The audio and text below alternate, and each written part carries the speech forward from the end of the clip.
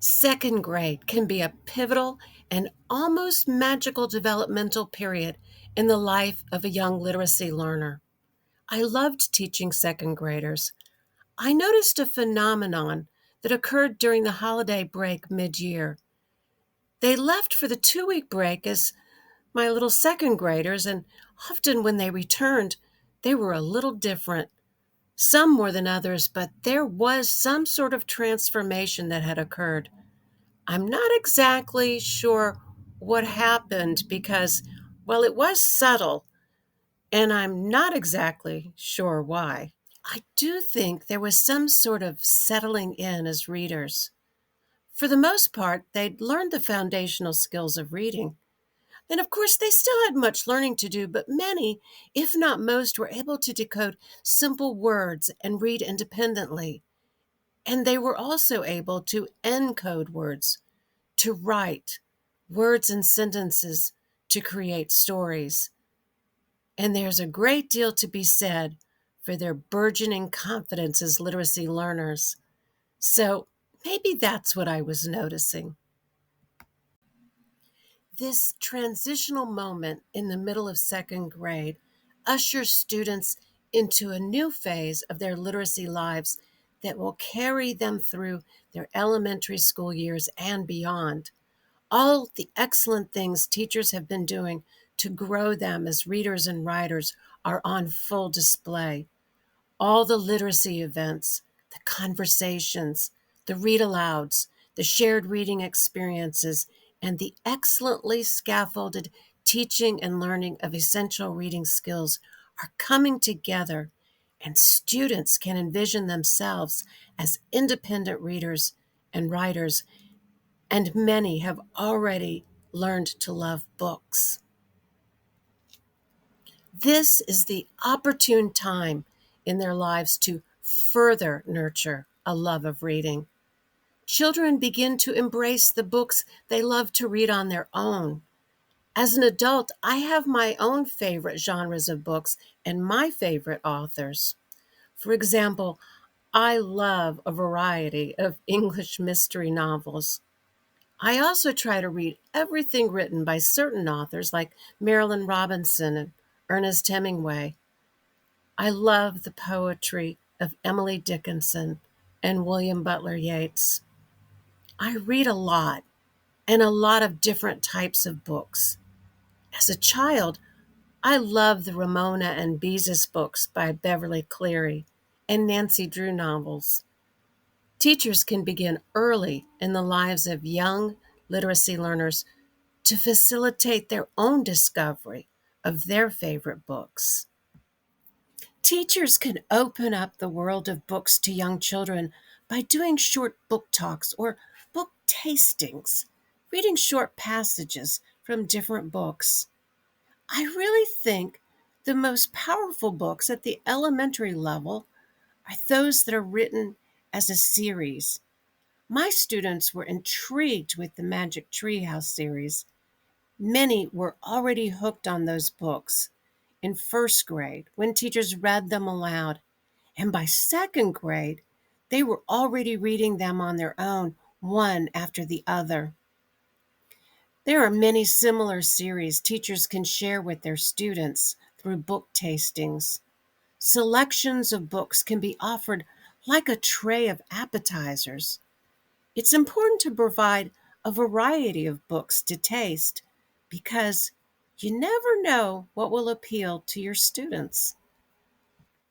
Maybe some of your students will enjoy the Rookie Detective series by Matteo Summer, Donovan's Word Jar by Mona Lisa DeGrosse, the Sprinkles and Unicorn series by Diane Alber, or chapter books about sports.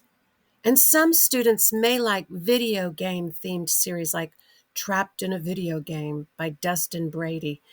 And yes, some students will become obsessed with Captain Underpants.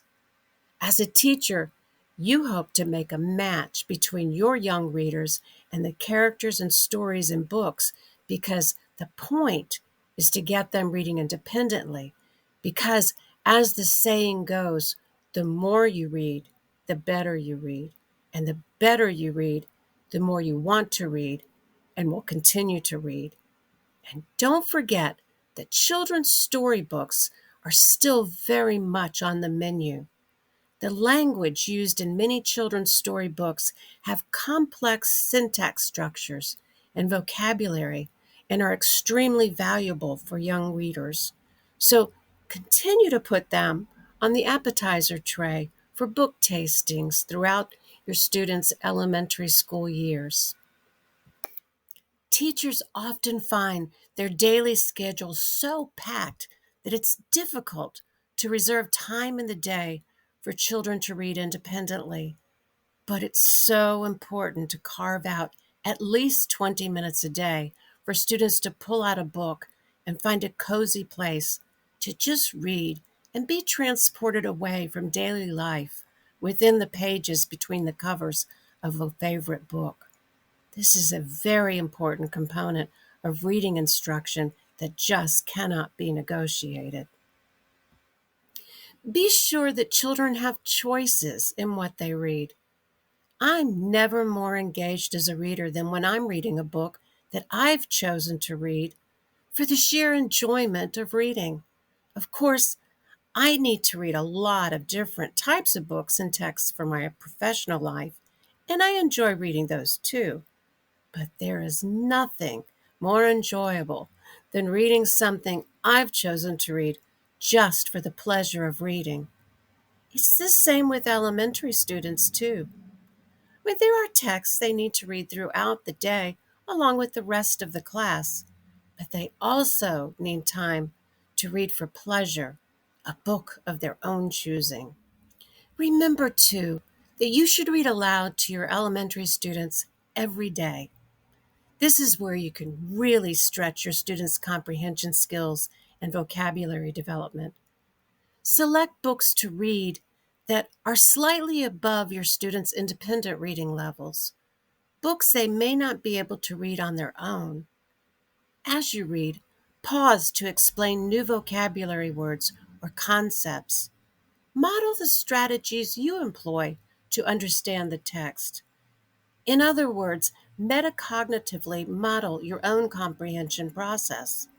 Whether you teach early childhood level students or upper elementary level students, this is extremely important in demonstrating the process of reading. Elementary teachers are pivotal in ushering students into this important phase of literacy learning as they gain confidence as readers and begin to read independently. Offering them book tastings provides a window into the big, big world of books. Carving out time and space to read books they find enjoyable facilitates an understanding of the power of books by being immersed in characters, times, and places, and to step out of their ordinary daily lives. And effective literacy teachers understand the importance of allowing students to choose their own favorite books to cozy up with to read. The most important thing to remember is that what you want your children to do is read, read, and read. It bears repeating. The more you read, the better you read. And the better you read, the more you'll want to read. Thank you for watching. I really appreciate it. And you know what would be really appreciated is if you would subscribe to my channel to learn more about enlightened literacy. Thank you.